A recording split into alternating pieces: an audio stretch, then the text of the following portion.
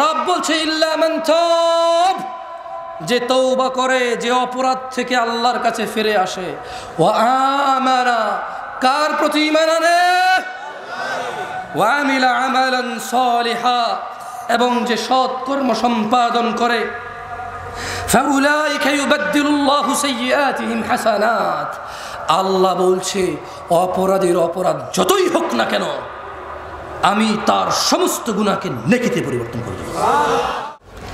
ওয়া মান ইয়াকফুর বিআয়াতিল্লাহ, ও দিনাজপুরের সচেতন নাগরিকরা, ও দিনাজপুরের সচেতন যুবক ও বৃদ্ধরা, ও দিনাজপুরের যুবতী ও বৃদ্ধারা, সচেতন যারা আছো, ওয়া মান ইয়াকফুর বিআয়াতিল্লাহ, আর যে ব্যক্তি আল্লাহর আয়াতকে অস্বীকার করে, ফাইন্নাল্লাহা সারিউল হিসাব, নিশ্চয় আল্লাহ অনেক দ্রুত হিসেব গ্রহণকারী। কত দ্রুত? তুমি মোবাইলে কল দিলে বাংলাদেশ থেকে আমেরিকা যত দ্রুত যায় এর চাইতে দ্রুত। আজকে চাচ্ছি সুন্নাহকে আঁকড়ে ধরার বিষয়ে কিছু কথা বলতে, যার অভাব আমাদের সবার মধ্যেই আছে কম বেশ। একটু সাউন্ড আর কম করে দেওয়া যায় ভাই, খুব বিরক্ত লাগে নিজের সাউন্ড নিজে শুনতে। গান গাইলে, গজল গাইলে এক হিসাব, ইকো শুনলে আরও বেশি তালে তালে তাল বাড়ে, আর কথা বললে নিজের শব্দ নিজের কাছে আসলে সময় বিরক্তির কারণ হয়ে দাঁড়ায়। বিসমিল্লাহ বিসমিল্লাহ শোনা যায়, খালাস আলহামদুলিল্লাহ। দিনী ভাইরা, আপনারা আজকে যারা উপস্থিত হয়েছেন আপনাদের এতটুকু বলি, ইন্নাদ-দীনা ইনদাল্লাহিল ইসলাম, আল্লাহর কাছে একমাত্র মনোনীত দিন হচ্ছে ইসলাম। আল্লাহ বলছেন ওয়ামাখতালাফাল্লাযীনা উতুল কিতাবা ইল্লা মিন বা'দি মা জাআহুমুল ইলমু বাগিয়াম বাইনাহুম, আর যাদেরকে কিতাব দেওয়া হয়েছিল তারা কেবল পরস্পর বিদ্বেষবশত, মানে আমার কথাই আপনার ভালো লাগে না, আপনার আচরণ আমার ভালো লাগে না, আমার স্টাইল ভালো লাগে না, কথার আন্দাজ ভালো লাগে না, বডি ল্যাঙ্গুয়েজ হাত পা নড়ে ভালো লাগে না, দ্রুত কথা বলি বা জোরে কথা বলি বা আস্তে কথা বলি ভালো লাগে না। অথবা আপনি নিজেকে শুধু হানাফি মনে করেন বা শাফি মনে করেন, হাম্বালি বা মালিকি মনে করেন। হানাফি মনে করার পরে আপনি হয়তো মনে করেন নিজেকে চিশতি, সাবরি, তরিকত, হাকিকত, মারেফত, শরীয়ত এভাবে মনে করতে পারেন। সুফি নিজেকে মনে করতে পারেন। সুফি মনে করার পর আপনি মাইজ ভান্ডার, সারসিনা, তারপর এদিকে জৈনপুর, আটরশি, ফুরফুরা, আপনি নিজেকে এগুলো মনে করতে পারেন। আপনাকে একটা কথা বলি, মনোযোগ দিয়ে শোনেন। আল্লাহ সূরা আল ইমরানের 19 নম্বর আয়াতে বলেছে যে আল্লাহর কাছে একমাত্র মনোনীত হচ্ছে দিন হচ্ছে কি? তাহলে প্রবলেম কোথায়? আল্লাহ বলছেন ওয়ামাখতালাফাল্লাযীনা উতুল কিতাবা ইল্লা মিন বা'দি মা জাআহুমুল ইলমু বাগিয়াম বাইনাহুম, আর যাদেরকে কিতাব দেওয়া হয়েছিল তারা শুধু নিজেদের বিদ্বেষবশত, তাদের কাছে জ্ঞান আসার পরও তারা মতনৈক্য ঘটিয়েছিল। ইলম এসেছে, জ্ঞান এসেছে, ফুরকান এসেছে, সত্য মিথ্যার পার্থক্যকারী এসেছে, কিন্তু না, কোরআন ও সহিহ সুন্নায় তাদের কোনো আপত্তি ছিল না, কিন্তু তারা নিজেদের একে অপরের বিদ্বেষে বসে তারা জ্ঞান আসার পরে মতনৈক্য করেছিল। একজন আরেকজনের মতনৈক্য করতে গিয়ে ইসলামেরই মতনৈক্য করে ফেলেছে তারা।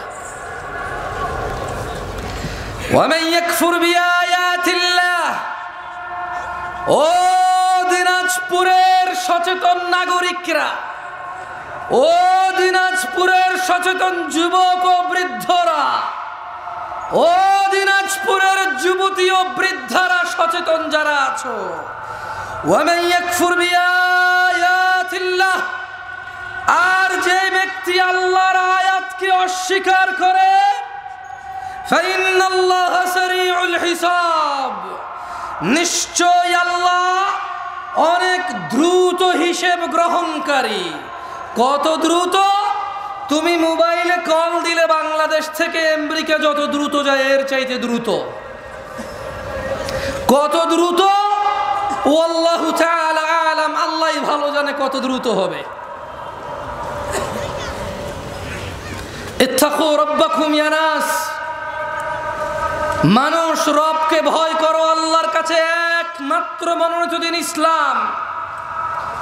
নিজেদের দলে দলে বিভক্ত করে ভিন্ন ভিন্ন নামে ইলম, জ্ঞান, সত্য মিথ্যা আসার পরেও নিজেদের একজন আরেকজনকে পছন্দ অপছন্দের কারণে তোমরা দ্বীনকে অস্বীকার করিও না, মতনৈক্য করিও না। জেনে নাও, সুন্নাহকে আঁকড়ে ধরা আমাদের জন্য আবশ্যক। সফলতা নেই মুস্তাফার অনুসরণ ছাড়া, সাল্লাল্লাহু আলাইহি ওয়াসাল্লাম। মুস্তাফার অনুসরণ ছাড়া, অনুকরণ ছাড়া, ইত্তেবা ছাড়া জান্নাত নামুমকিন, জান্নাত অসম্ভব। জাহান্নামের আগুন ঝলসে দেবে যার ইবাদতে মুস্তাফার অনুসরণ নেই। সুন্নাহকে আঁকড়ে ধরতেই হবে আমাদের।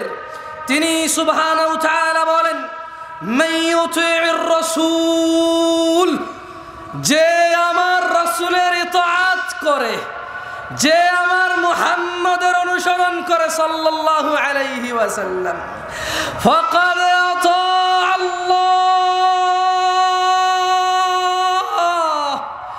সে আল্লাহর ইবাদত করে। যে তিনি সাল্লাল্লাহু আলাইহি ওয়াসাল্লামের অনুসরণ করে, ফাকাদ আতা আল্লাহ, সে আল্লাহর ইবাদত করে।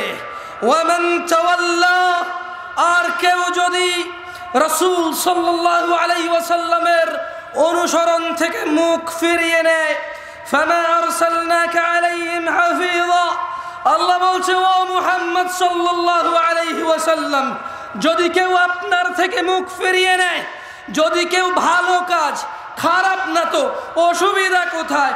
বাপে করেছে, দাদা করেছে, বড় হুজুর ফতোয়া দিয়েছে, যুগের পর যুগ চলে আসছে, সমস্যা কোথায়? ফামা আরসালনাকা আলাইহিম হাফিযা, ও মুস্তাফা আলাইহিস সালাম, ওয়া মান তাওয়াল্লা, যে আপনার অনুসরণ করে না ইবাদতে, আমি আল্লাহ আপনাকে তাদের জন্য তত্ত্বাবধায়ক করে পাঠাইনি।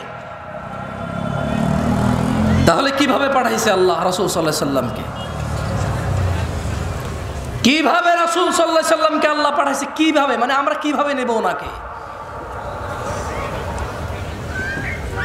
যদি আমাদের এই পুরো পৃথিবীর সমস্ত মুসলিম আল্লাহর রাসূলের ইতাআত বাদ দিয়ে নিজেদের প্রবৃত্তি স্বীকার করে, সেই প্রবৃত্তির অনুসরণ করে, আল্লাহ বলছেন যে আপনার কোনো দোষ নাই। ওয়ামা আলাইকা আল্লা ইয়াযাক্কা, ওয়ামা আলাইকা আল্লা ইয়াযাক্কা, এরা যদি পবিত্র না হয়, এরা যদি পরিশুদ্ধ না হয়, ওয়ামা আলাইকা আল্লা ইয়াযাক্কা, ও মুহাম্মদ আপনার কোনো সমস্যা নাই, আপনার কোনো দোষ নাই।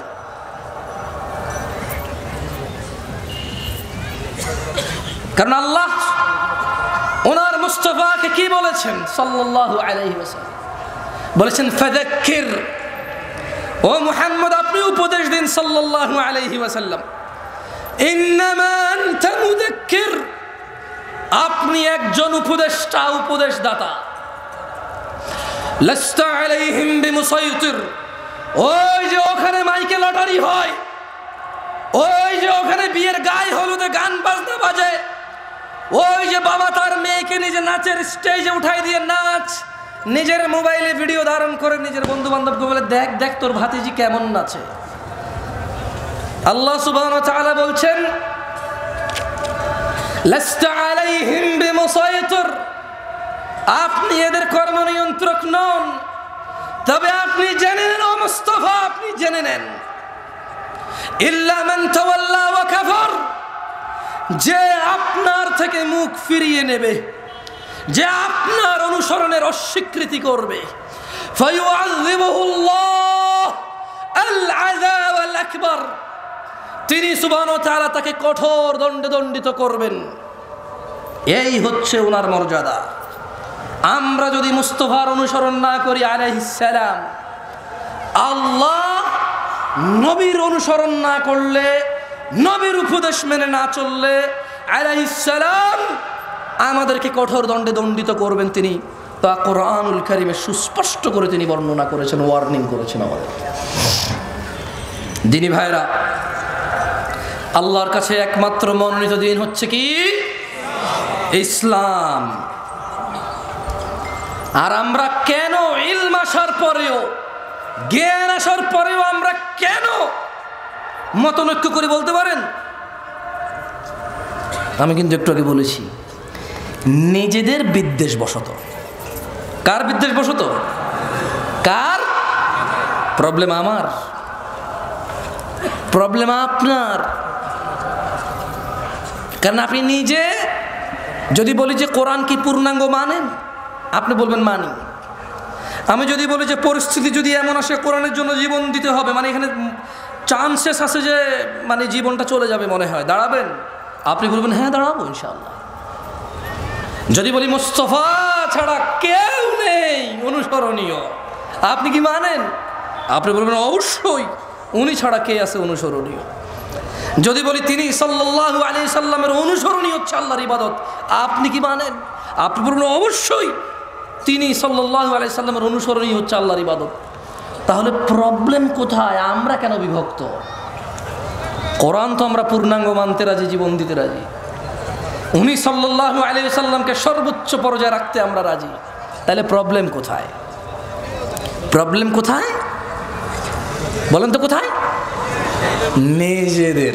প্রবলেম কোথায়? হানাফির, শাফির, মালিকির, হাম্বলির, চিশতির, সাবেরির না, নিজেদের। মানে আমার প্রবলেম। প্রবলেম কার? আমাদের প্রবলেম। আল্লাহর কাছে একমাত্র মনোনীত দিন হচ্ছে কি? ইসলাম। দিন কি আসলে? আল্লাহ সুবহানাহু ওয়া তাআলা কোরআনুল কারীমে বলছেন, ওয়ামা আতাকুমুর রাসূল, যা রাসূল সাল্লাল্লাহু আলাইহি সাল্লাম দিয়েছে, ফাখুযুহু, তা নিয়ে নাও। দিন কি?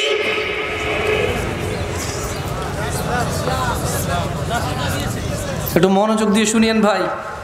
বাংলাদেশে মোটামুটি আলহামদুলিল্লাহ যারা যারা আমাকে ডেকেছে এবং আমি যেখানে যেখানে গিয়েছি সবাই বুঝে গিয়েছে আমি 40-45 মিনিটের বেশি কথা বলার ক্ষমতা রাখি না জ্ঞানের দিক থেকে। তবে আলহামদুলিল্লাহ দাঁড়াইতে পারবো অনেকক্ষণ, বক বক বক কিস্সা কাহিনী বললে বহুতক্ষণ বলা যাবে। তবে নর্মালি বক্তব্য আমার 40-45-50 মিনিটেরই হয়। আপনাদের বিরক্ত করব না। এরপরে ফজিলাতুল শেখের সমাপনী বক্তব্য আপনারা শুনে যাবেন ইনশাআল্লাহ।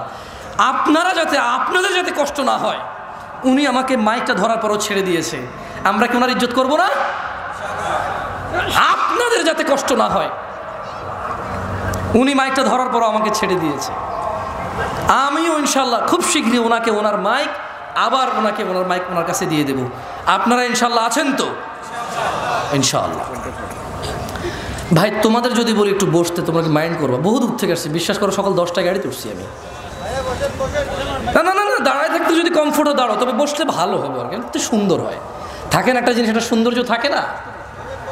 আর যদি ঠান্ডা লাগে, দাঁড়ায় থাকতে ভালো লাগে, টোটালি ফাইন। আমি নিজেও দাঁড়ায় আছি, তোমারে বসতে বললে বলবে যে আপনি নিজেও দাঁড়ায় দেয় কথা বলতেছেন, তো তাইলে ভাই আবার দরকার নাই ভাই আবার। ঠিক আছে, আল্লাহ তাআলা আমাদের উপর রহম করুন, আমিন। বলেন তো দিন কি? ওয়ামা আতাকুমুর রাসূলু ফাখুযুহু, রাসূল যা দিয়েছে তা নিয়ে নাও। ওয়ামা নাহাকুম আনহু ফান্তাহু, যা থেকে তিনি নিষেধ করেছেন তা তোমরা বর্জন করো। ওয়াত্তাকুল্লাহ, আর তোমরা আল্লাহর তাকওয়া অবলম্বন করো।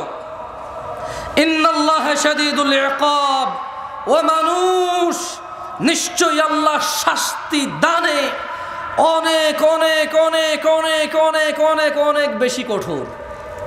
আল্লাহ শাস্তি দানে অনেক কঠোর।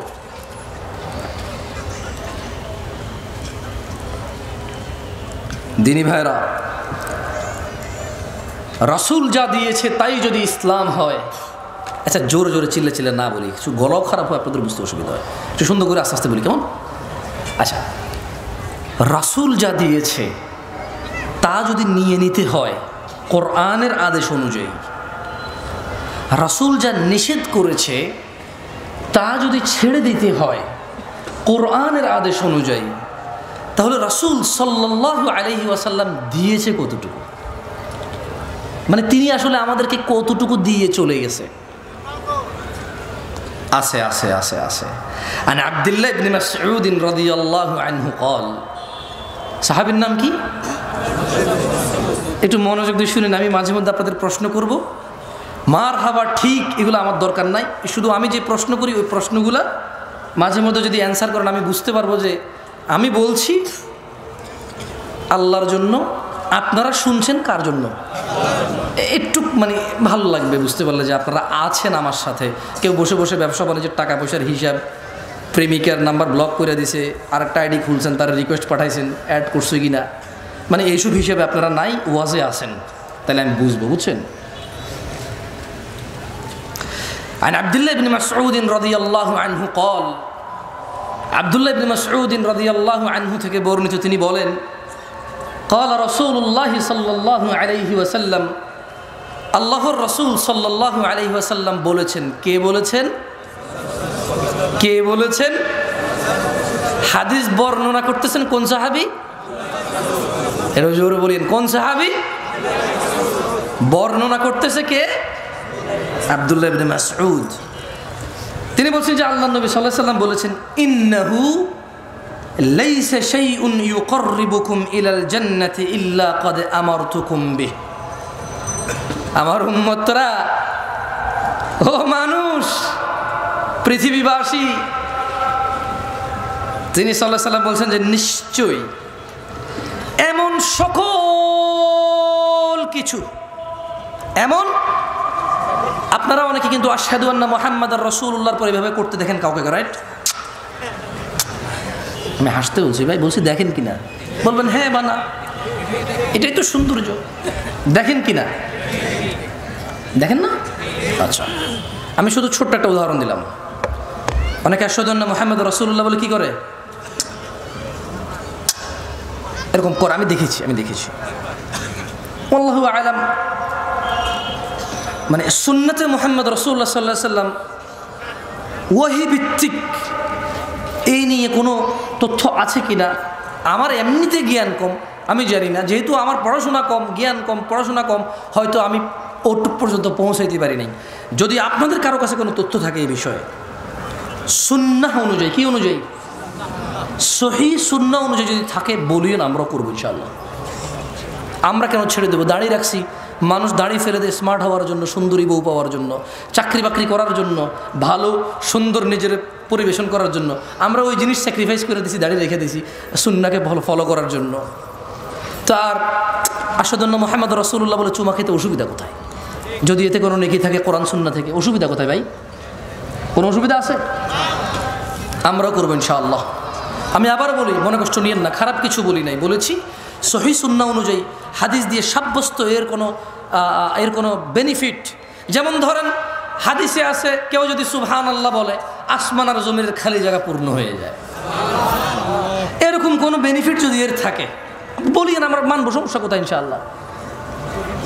আচ্ছা, যাই হোক, দিন হচ্ছে আল্লাহর নবী যতটুকু দিয়েছে অতটুকু গ্রহণ করা, যতটুকু নিষেধ করো যতটুকু বর্জন করা। তাহলে আল্লাহ নবী দিয়েছে কতটুকু? আব্দুল্লাহ ইবনে মাসউদ রাদিয়াল্লাহু আনহু থেকে বর্ণিত, আল্লাহ নবী সাল্লাল্লাহু আলাইহি ওয়াসাল্লাম বলছেন যে নিশ্চয়ই এমন সকল কিছু যা তোমাদের সবাইকে জান্নাতের নিকটবর্তী করে, জান্নাত পর্যন্ত নিয়ে যায়, আমি সব কিছুর নির্দেশ দিয়েছি, একটাও বাদ দেই নাই। সুবহানাল্লাহ, কয়টা বাদ দেয় নাই? কয়টা? একটাও বাদ দেয় নাই তিনি। এবং তিনি বলছেন ওয়ালাইসা শাইউন ইউকাররিবুকুম ইলান নার, এবং এমন সকল কিছু যা তোমাদেরকে জাহান্নামে প্রবেশ করাবে, জাহান্নামের কাছে নেবে, ইল্লা ক্বাদ নাহাইতুকুম আন, প্রত্যেকটা জিনিসই আমি তোমাদের নিষেধ করেছি একটাও ছেড়ে দেই নাই। সুবহানাল্লাহ। তাহলে যা আমাদের জাহান্নামে নিয়ে যাবে তিনি কি একটাও বাদ দিছে নিষেধ করা ছাড়া? যা আমাদের জান্নাতে নিয়ে যাবে তিনি কি একটাও বাদ দিছে আদেশ করা ছাড়া? তাহলে কিসের এত বিভক্তি, এত ভিন্নতা কিসের?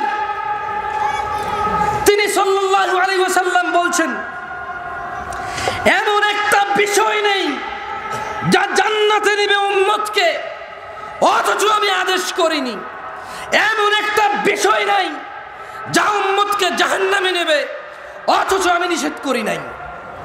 একটা সিঙ্গেল বিষয় নেই, বিভক্তি কিসের? কিসের? কারো কি সন্দেহ আছে? কারো কি সন্দেহ আছে যে উনি কিছু বাদ দিয়ে গেছে? কেউ কি এরকম আস্থা রাখেন, কেউ কি এরকম বিলিভ করেন যে উনার বলে যাওয়া পথের বাহিরে জান্নাত আছে? তাহলে বিভক্তি কিসের? আসেন না, আমি আপনাদের উদ্যত আহ্বান জানাই, যারা আমার যুবক ভাইরা আছেন এবং যারা ম্যাচিওর আছেন এবং যারা আরো একটু বয়স বেশি আছেন, আসেন না একটু কোরআন সুন্নাহ পড়ি। এবার আসেন না, এবার রুকু দিচ্ছি কেন দিচ্ছি, সিজদা দিচ্ছি কেন দিচ্ছি, সালাত আদায় করতেছি কেন করতেছি, ডান হাতে খাচ্ছি কেন খাচ্ছি, সালাম দিচ্ছি কেন দিচ্ছি, বাম পায়ে টয়লেটে যাচ্ছি কেন যাচ্ছি, ওয়াজ করতে আসছি কেন আসছি, ওয়াজ শুনতে আসছি কেন শুনছি, বাচ্চাকে মাদ্রাসায় পড়াচ্ছি কেন পড়াচ্ছি, স্কুলে পড়াচ্ছি কেন পড়াচ্ছি, গান শুনতেছি কেন শুনতেছি, কোরআন শুনতেছি কেন শুনতেছি। আসেন না একটু জেনে শুনে করি। আসেন না।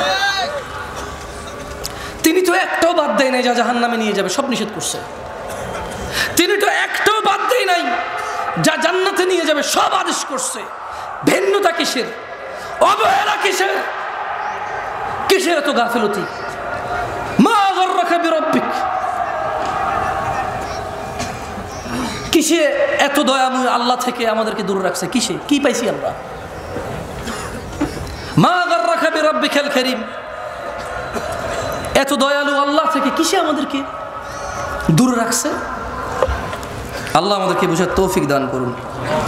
শুনেন, এখন প্রশ্ন হলো, আল্লাহর নবী যদি একটাও বাদ না দেয় যা জাহান্নামে নিয়ে যাবে নিষেধ করা, একটাও যদি বাদ না দেয় যা জান্নাতে নিয়ে যাবে আদেশ করা, আমরা কেন অল্প? কেন আজকে আমরা অল্প? কেন আমাদের ঐক্যতা নাই? এটারও একটা কথা তিনি বলে গিয়েছেন। তিনি বলেছেন, আন আবি হুরায়রা রাদিয়াল্লাহু আনহু, আবু হুরায়রা রাদিয়াল্লাহু আনহু থেকে বর্ণিত, তিনি বলেন আল্লাহ নবী সাল্লাল্লাহু আলাইহি ওয়াসাল্লাম বলেছেন, সাহাবীর নাম কি? কি রাদিয়াল্লাহু আনহু বলেন ভাই। তিনি বলেন আল্লাহ নবী সাল্লাল্লাহু আলাইহি ওয়াসাল্লাম বলেছেন, বাদা আল ইসলামু গরীবা, ইসলামের সূচনা হয়েছিল অপরিচিত অবস্থায়। কি অবস্থায়? কি অবস্থায়? আচ্ছা বলেন তো, গায়ে হলুদে যে মানুষটা বিয়েতে গায়ে হলুদ করে, আপনি কি বিশ্বাস করেন সে বুকে পূর্ণাঙ্গ অনুভূতি রাখে যে এটা গুনাহ, এটা ইসলামিক না, এটা অন ইসলামিক, এটা মহাপাপ, জঘন্য নিকৃষ্ট আচরণ বিয়ের মধ্যে? সে কি এটা অনুভব করে এভাবে হৃদয় থেকে? তার কাছে এত অনুভূতি নাই এটার। মানে আপনি কি মনে করেন এই যে আমাদের বোনরা খোলামেলা চুল, গেঞ্জি শার্ট প্যান্ট পরে ঘুরে, ফেসবুকে ছবি দেয়, জামাই বউয়ের ছবি, রুমের ভিতরের ছবি, মানে কথায় কথায় ছবি, যারা নিজেদের সৌন্দর্য প্রকাশ করে বেড়ায় যে বোনরা, আপনি কি মনে করেন যে সে এটা বিলিভ করে তার পাপ হচ্ছে, সে আগুনে জ্বলতে পারে এই পাপের জন্য? আপনি কি মনে করেন সে বিলিভ করে? এরকম মন থেকে অনুভব করে মনে করেন? এই যে আপনি দাড়ি কাটেন, এই যে আপনি শেভ করেন, এই যে আপনি সিগারেট খান, এই যে আপনি মিথ্যা কথা বলেন, এই যে আপনি বাবা মায়ের উপরে ধমক দিয়ে কথা বলেন, এই যে আপনি কোরআন আজকে 40 বছর বয়স, 50 বছর বয়স, 30 বছর বয়স জানেন না, আপনি কি এটা বিলিভ করেন যে কোনোদিন আপনি মন থেকে, হৃদয় থেকে অনুভব করেছেন যে আমি একটা মূর্খ, আমি ইসলামের কিছুই জানি না? যদি আমি ইসলামের কিছুই না জানি তাহলে কিসে আমাকে জান্নাতে নেবে আমি সেটাই জানি না। আর এই না জানা আমাকে কোনোদিন কষ্ট দেয় নাই, এই না জানা কোনোদিন আমাকে শিখা পর্যন্ত পৌঁছায় নাই, শিখার আগ্রহ জাগে নাই আমার কোনোদিন। আপনি কি মনে করেন আপনি এটা বিলিভ করেন? মনে করেন না? এটা এরকম না। বাদা আল ইসলাম গরিবা, ইসলামের সূচনা হয়েছে কি অবস্থায়? অপরিচিত অবস্থা।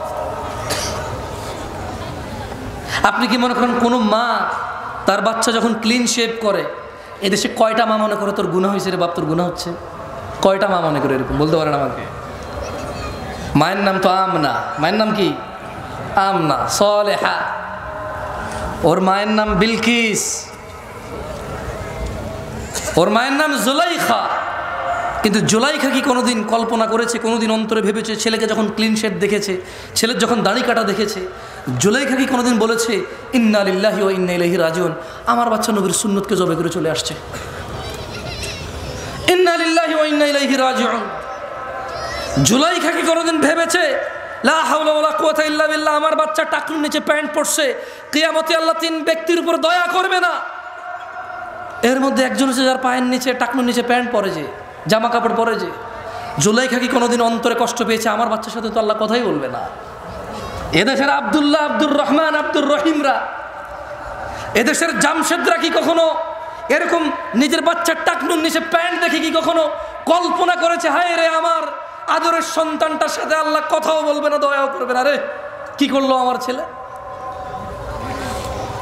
এই দেশের জামশেদরা, আব্দুল্লাহরা, আব্দুর রহমানরা, এই দেশের আব্দুল করিমরা কখনো কি নিজের ছেলেটা ফজরে ঘুমিয়ে আছে ভেবেছে যে আমার বাচ্চাটা মারা গেলে জাহান্নামে চলে যাবে সলাতের হেফাজতকারী না বলে?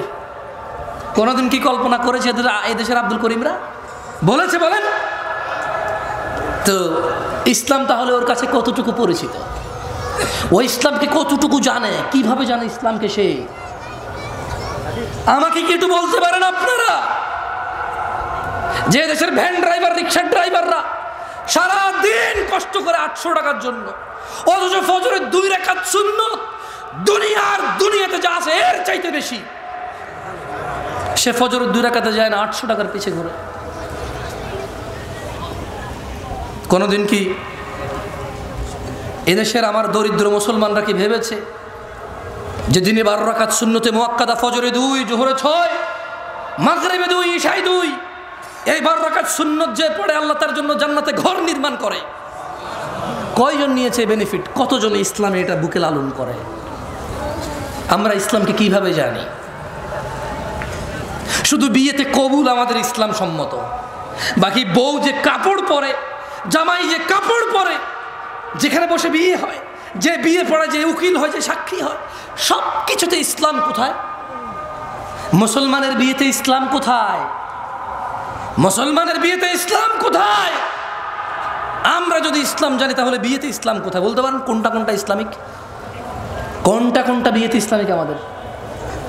আজকে এখানে আপনার উপস্থিতিতে আপনি নিজে কয়টা ইসলাম আছে আপনার মাঝে, আমার মাঝে? কয়টা আছে? এই আয়োজক ছেলে আমাকে ফোন করেছে, বলো যে ভাই আপনি আসতে হবে, আপনার নামই করছে। আমি বলছি, আমি ওয়াজ নেওয়ার সময় বলছি আমি পারলে আর নাহলে আসবো না, ফোন রাখো, তোমার থেকে কি ওয়াজ দিয়েছি নাকি? আমার নম্রতা কোথায় ছিল ওর সাথে?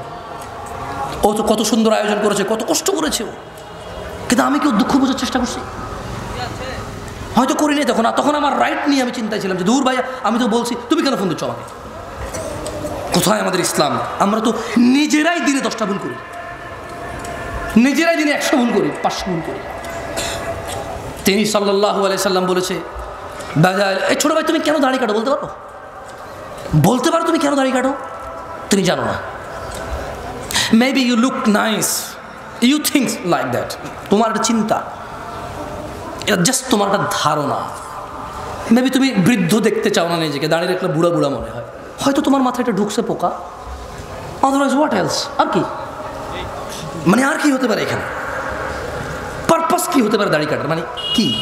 জ্ঞান বেড়ে যায়, উচ্চতা বেড়ে যায়, বংশমর্যাদা পরিচয় চেঞ্জ হয়ে যায়, চাকরি হয়ে যায়, হোয়াট? তুমি প্রতি বৃহস্পতিবার রাতে কাটো, শুক্রবারকে উদ্দেশ্য করে। তুমি বিয়েতে যাওয়ার আগের দিন কাটো, তুমি বেড়াইতে যাওয়ার আগের দিন কাটো, তুমি শহরে যাওয়ার আগের দিন কাটো, তুমি বাড়িতে ফেরার দিন কাটো। কেন ভাই? তুমি নিজে জানো না।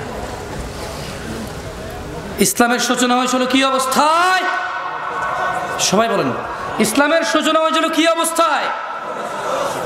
অপরিচয় অবস্থায়। আল্লাহ নবী সাল্লাল্লাহু আলাইহি সাল্লাম বলছেন, বাদা আল ইসলামু গরীবা, ইসলামের সূচনা হয়েছিল অপরিচিত অবস্থায়, ওয়া সায়াউদু কামা বাদা গরীবা, অচিরেই নিকটে শীঘ্রই এটা আবার আগের মতো অপরিচিত হয়ে যাবে। খুব শীঘ্রই ইসলামটা ঠিক আগের মতো অপরিচিত হয়ে যাবে। আজকে মুসলমানের বিয়েতে ইসলামই খুঁজে পাওয়া যায় না। আজকে মুসলমানের পড়ালেখার বিদ্যালয়ে ইসলাম খুঁজে পাওয়া যায় না।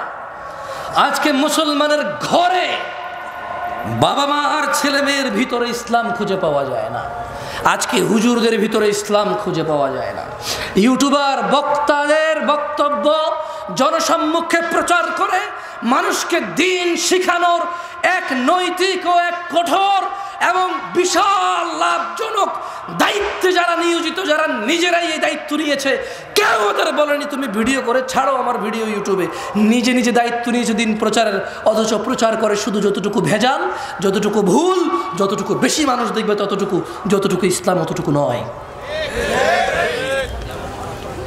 বক্তা এমন বক্তব্য দেয় যে বক্তব্যের শ্রোতা ঠিক বলবে, ও জিজ্ঞেস করবে ঠিক কিনা, ব্যাস। বক্তা যখন তার দান লাগবে একরকম বক্তব্য দেয়, যখন লোকজনকে কান্না করাবে তখন একরকম বক্তব্য দেয়। এগুলা তার মুখস্থ, তার মনের ভিতরের অনুভূতি কিচ্ছু নাই। আমি এখানে ওয়াজ করতে আসছি, আপনারা শুনতে আসছেন। কত নবী রাসূল কিয়ামতে উঠবে যাদের উম্মতি থাকবে না হয়তো, অথচ আপনারা এতজন মানুষ আসছেন, স্টিল আমি আপনাদেরকে ধমক দিয়ে কথা বলতেছি। ওয়াই?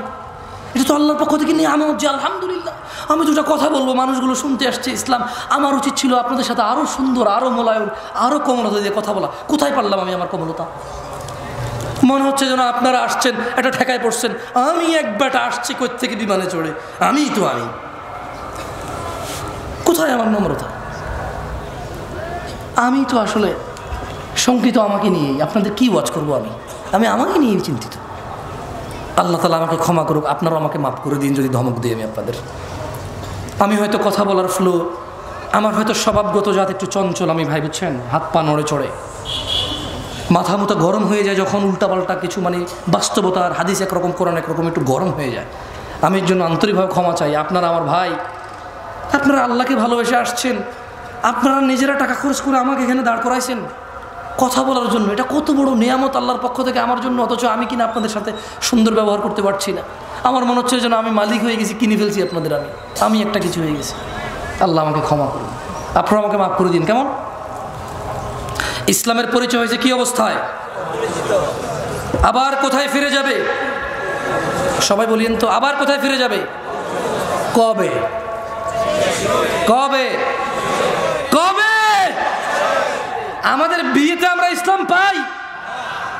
আমাদের ঘরে ইসলাম আছে?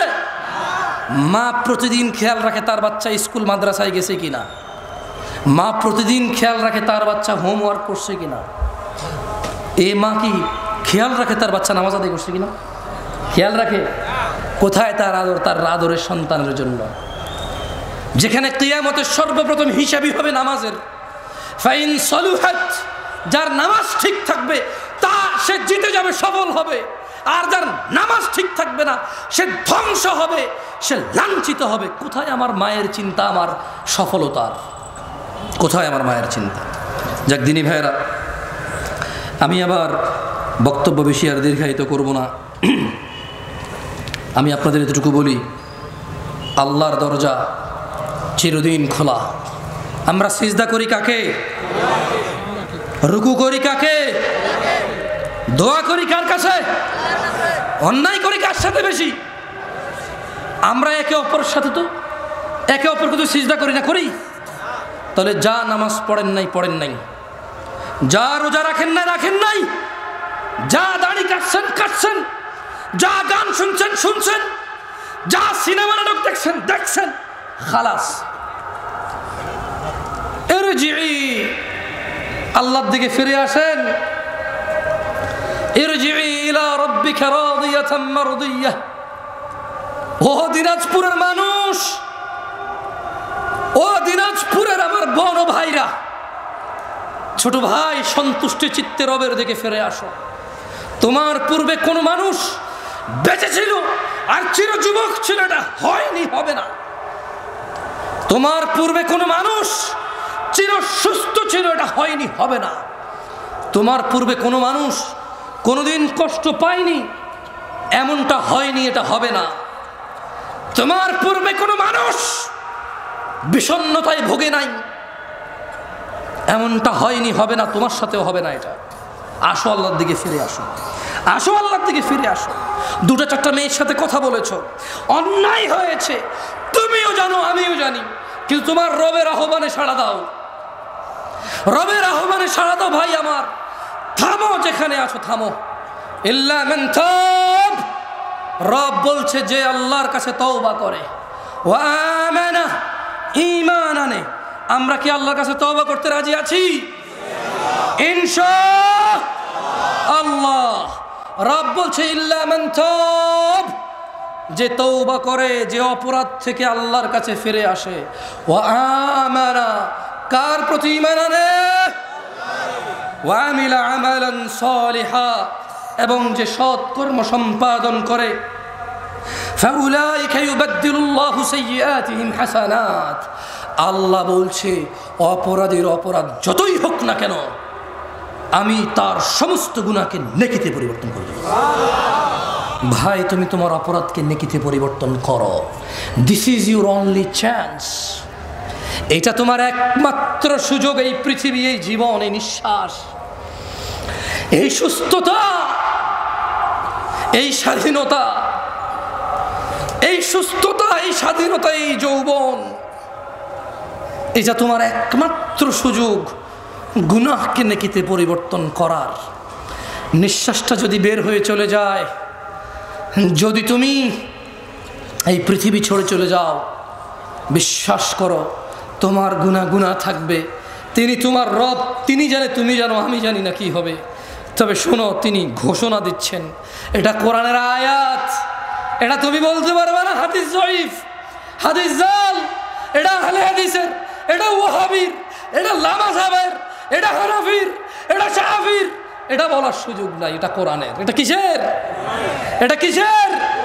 তিনি বলছেন গুনাহ থেকে ফিরে এসে তওবা করে ভালো কাজ করলে সমস্ত গুনাহ নেকিতে পরিবর্তন হবে। This is your only chance brother. আমি এর চেয়ে বেশি তোমাকে আজকে আর ওয়াজ করতে পারবো না। আমার কাছে আর কোনো ওয়াজ বাকি নাই। আমার এখানে লেখা আরও আছে প্রায় 2 পৃষ্ঠা, বলা যেত, কিন্তু আমি সমীচীন মনে করছি, আমি বিচক্ষণতা ভাবছি যে আমার মনে হচ্ছে এই জায়গায় আমার স্টপ করা উচিত এখন। কেন? আমি আমার ভাইদের বলে দিছি, তোমার জীবনের গুনাহ যেটাই হোক না কেন, নেশা সংক্রান্ত, জানা সংক্রান্ত, নামাজ সংক্রান্ত, গান বাজনা অশ্লীলতা সংক্রান্ত, তুমি যদি আজকে থামো, যদি দৃঢ় পরিকল্পনা করো যে না, যা হয়েছে হয়েছে, খালাস, যদি আমি মারা যাই তাহলে আমার সর্বনাশ হয়ে যাবে, যদি আমি মারা যাই আমার সর্বনাশ হয়ে যাবে, আমি বরং থামি, মাপ চাই, কিছু ভালো কাজ করি, আর বলবো ইয়া আল্লাহ, আমি থামছি তোমার ভয়, আমার চাইতে তুমি ভালো জানো, সো আমি তোমার প্রতি ঈমান আনছি, এবার আমার গুনাহকে নেকিতে পরিবর্তন করো ইয়া আল্লাহ। আকুলু কওলি হাযা ওয়া আস্তাগফিরুল্লাহ লি ওয়া লিসাইরিল মুমিনিনা ওয়াল মুমিনাত ফাস্তাগফিরু ইন্নাহু হুয়াল গফুরুর রহিম। আমি আল্লাহর কাছে আমার জন্য ক্ষমা চাই, আপনাদের জন্য ক্ষমা চাই। আল্লাহ তাআলা আমাকে এবং আপনাদের সবাইকে ক্ষমা করে দিন। আমার ত্রুটি তিনি মার্জনা করে দিন, আমার ত্রুটি তিনি ক্ষমা করে দিন। আমার অসংলগ্নতা, আমার আচরণের খারাপ যেই উদাহরণগুলো আছে যা আপনাদের কষ্ট দেয়, যারা আপনারা আমাকে ভালোবাসেন, ছোট ছোট ভিডিওতে যখন আমার কিছু মানে অন্যরকম আচরণ আপনাদের কাছে আছে 10 সেকেন্ড 5 সেকেন্ডের, আপনারা যারা কষ্ট পান, আমি আপনাদেরকে কষ্ট দেওয়ার জন্য আমি ক্ষমা চাই।